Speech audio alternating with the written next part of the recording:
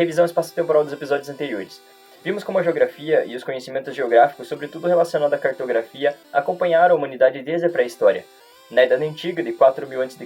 a 476 d.C., nós ficamos principalmente na Grécia e nos autores que escreviam sobre temas geográficos, mas sem que existisse objetivamente uma geografia. Na Roma Antiga, algumas técnicas dos gregos foram aprimoradas, mas quando chegou a Idade Média, de 476 a 1453, a ciência de modo geral ficou bastante parada. Quase nem falamos na Idade Moderna, que vai de 1453 a 1789. Isso porque a sistematização do conhecimento geográfico só vai ocorrer no início do século XIX, 1800 e pouquinho, já na Idade Contemporânea, que é a partir de 1879, com Humboldt e Ritter na Alemanha, antiga Prússia. Durante o século XIX, aí sim a geografia cresceu rapaz. Ainda na Prússia, o Ratzel surgiu com a antropogeografia e, em resposta à geografia ratzeliana, o Paul Vidal de Lablache cria a Escola Francesa de Geografia. Por volta da década de 30, já no século XX, a história da geografia cruzou o Atlântico e veio para os Estados Unidos. E aproveitando que no último episódio a gente chegou no continente americano, hoje você vai saber como a geografia chegou até o Brasil. Portanto, se inscreve, ativa as notificações, manda o link pro colega da universidade, enfim, faz tudo que tem que ter feito e vem comigo. A crise na geografia tradicional e o movimento de renovação começa a se manifestar já em meados da década de 1950 e se desenvolvem de forma acelerada nos anos seguintes. A década de 1960 marca as incertezas e os questionamentos, e a partir da década de 1970 a geografia tradicional está totalmente enterrada. Os geógrafos vão se abrir para novas discussões e buscar novos caminhos metodológicos. Essa crise na geografia tradicional introduz um pensamento crítico, a possibilidade do novo e de uma geografia mais generosa. Mas por que aconteceu essa crise dentro da geografia tradicional? Primeiro, a base social havia se alterado. Segundo, o desenvolvimento do capitalismo deixou a realidade mais complexa. E terceiro, o próprio fundamento filosófico da geografia tinha ruído, o positivismo clássico. O planejamento econômico estava estabelecido como uma arma de intervenção do Estado. O espaço terrestre tinha se globalizado nos fluxos e nas relações econômicas. O instrumental elaborado para explicar as comunidades locais não conseguia mais explicar o atual espaço da economia mundializada. Esse mosaico da geografia renovada é muito diversificado e abrange muitas concepções. Entretanto, é possível agrupá-las em dois grandes grupos baseados em função de seus propósitos e de seus posicionamentos políticos: a geografia crítica e a geografia pragmática.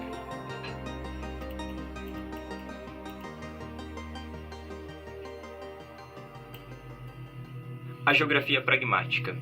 A geografia pragmática faz uma crítica à insuficiência da análise tradicional, atacando principalmente o caráter não prático. Os autores defendiam que a geografia sempre teve uma visão retrospectiva, ou seja, a geografia só falava daquilo que já tinha sido superado, e que não previa nada, e dessa forma era inoperante como instrumento de intervenção na realidade. Os autores pragmáticos vão sugerir uma visão prospectiva, dessa forma buscar novas técnicas para criar uma tecnologia geográfica. Vamos pensar no contexto histórico de pós-Segunda Guerra Mundial da geografia pragmática. Nesse contexto era necessário fazer uma geografia para planejamento e reconstrução das nações que foram devastadas durante a guerra e, sobretudo, para a manutenção da hegemonia estadunidense. Essa geografia é predominantemente estadunidense. Dessa forma, o Moraes fala que essa geografia traz apenas uma mudança técnica e linguística, sem mudança no conteúdo social, e que a mudança do positivismo é para rufem os tambores, neopositivismo. Da contagem direta de elementos da paisagem para médias, índices, padrões, e que, apesar da sofisticação técnica e linguística, o pensamento geográfico permanece formal, só que agora mais pobre por ser mais abstrato. Bom, a geografia pragmática, ou a New Geography, se você preferir, vai se destacar por algumas propostas diferenciadas. Uma primeira via é a geografia quantitativa, onde as relações e as interrelações de fenômenos de elementos, as variações locais da paisagem, a ação da natureza sobre os homens, etc., seriam passíveis de ser expressas em termos numéricos e compreendidas na forma de cálculos. Para eles, os avanços da estatística e da computação propiciam uma explicação geográfica. Outra via vem da teoria de sistemas, onde, durante a pesquisa, o investigador deve preencher os itens do modelo escolhido com os dados da realidade que ele quer estudar e colocar variáveis próprias no lugar do estudo. A articulação entre esses dados constantes e variáveis vai fornecer por uma elaboração de computador os resultados em termos de padrões e tendências. Essa combinação de modelos coincide com o envolvimento norte-americano na Guerra do Vietnã. O Lacoste mostra diversas vezes a ligação dessa geografia com a elaboração da cartografia para ação militares norte-americanas no território do Vietnã. Os modelos quantitativos e o computador são utilizados para mapear as áreas estratégicas da população vietnamita baseada na plantação inundada de arroz, e assim depende do controle dos rios por meio de diques. Essa cartografia de precisão para os militares norte-americanos vai servir aos propósitos de destruição da resistência das guerrilhas e comunidades do Vietnã, seja por bombardeios que vão causar catástrofes pelo rompimento dos diques dos cursos dos rios, e da utilização do napalm, que era um veneno altamente tóxico que foi aspergido sobre o território vietnamita.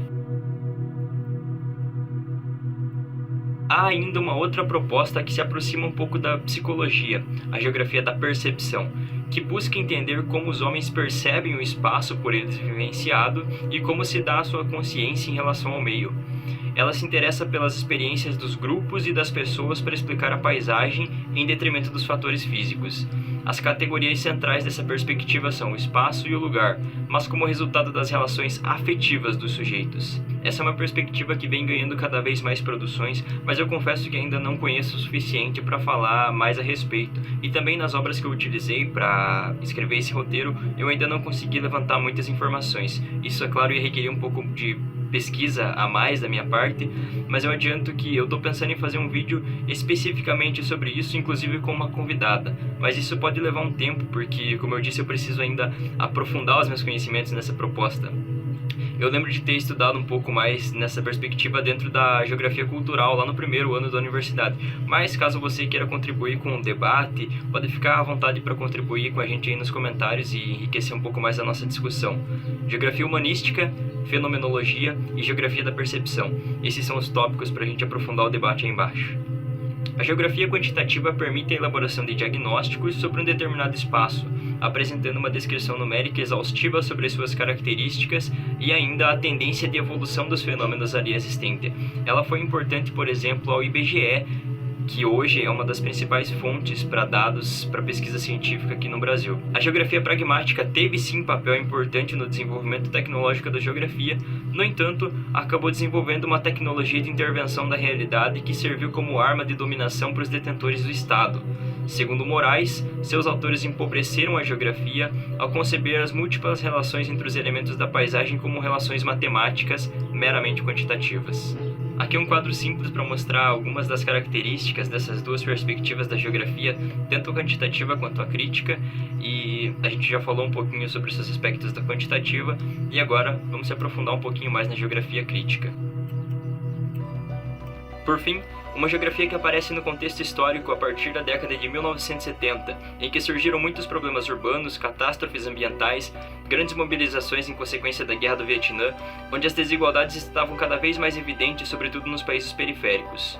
Isso tudo, simultaneamente, abalou as estruturas geográficas construídas à base da política do expansionismo mundial, da economia comercial e do industrialismo capitalista, produzido no momento de intenso debate crítico no âmbito da geografia acadêmica com o intuito de mudanças.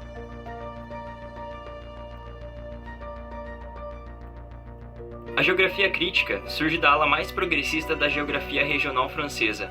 Mas o que é esse nome? Por que ela é crítica? Esse nome ele vem de uma postura crítica radical frente à geografia existente, seja a tradicional ou a pragmática, e que vai levar a uma ruptura com o pensamento anterior. São autores que se posicionam por uma transformação da realidade social, pensando o seu saber como uma arma desse processo. São os que pensam a análise geográfica como um instrumento de libertação do homem, que criticam essa despolitização ideológica no discurso geográfico que afastava a disciplina das discussões sociais. E a nível acadêmico, criticam o empirismo exagerado na geografia tradicional que manteve suas análises presas ao mundo das aparências.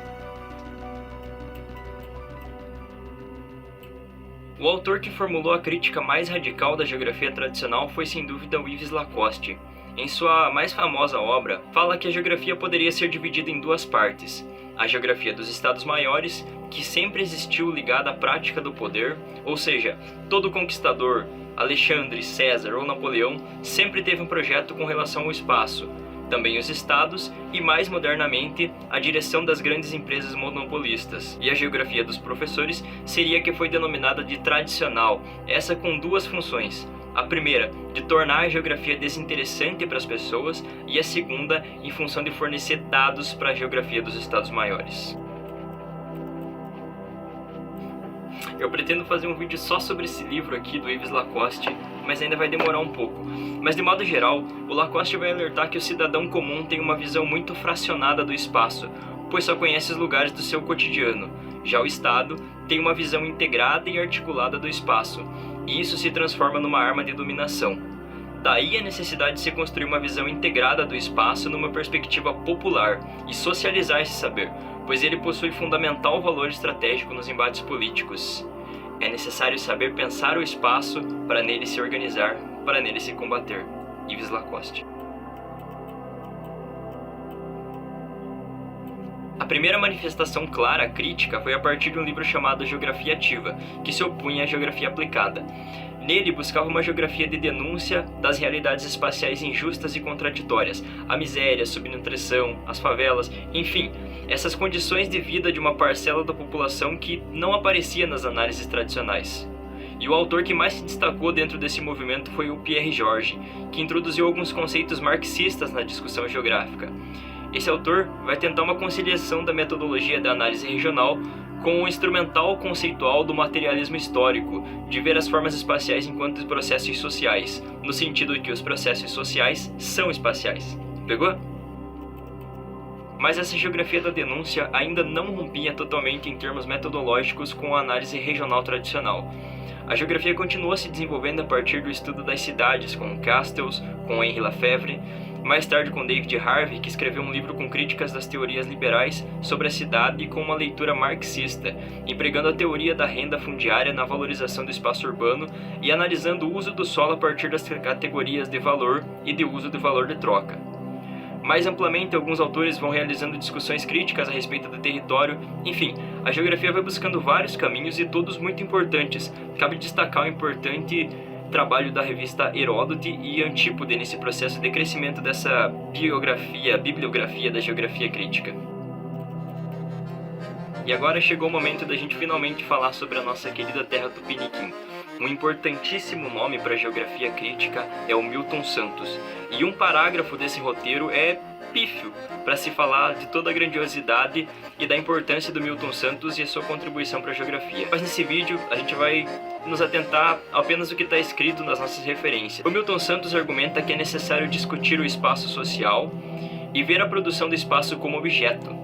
Este espaço social é histórico, obra do trabalho e morada do homem. Milton Santos argumenta que toda atividade produtiva dos homens implica numa ação sobre a superfície da terra, numa criação de novas formas, de tal modo que produzir é produzir espaço. Para ele, há um contínuo processo de modernização em curso, mas que não atinge todos os lugares ao mesmo tempo e que é estimulado pelo Estado e que obedece à lógica do capital e não ao interesse do homem, se manifestando como uma forma de modernização maldosa, assim como ele chama.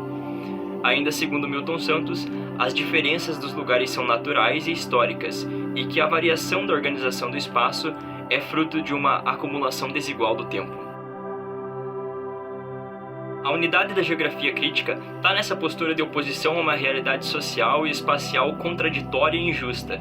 E é isso que significa a geografia crítica. É fazer do conhecimento geográfico uma arma de combate à situação existente. A diversidade metodológica na geografia acaba estimulando o debate, gera polêmicas, faz avançar as colocações.